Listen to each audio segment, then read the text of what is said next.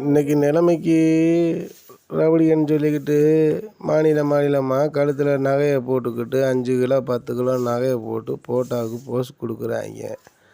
ஆனால் அதெல்லாம் உண்மை.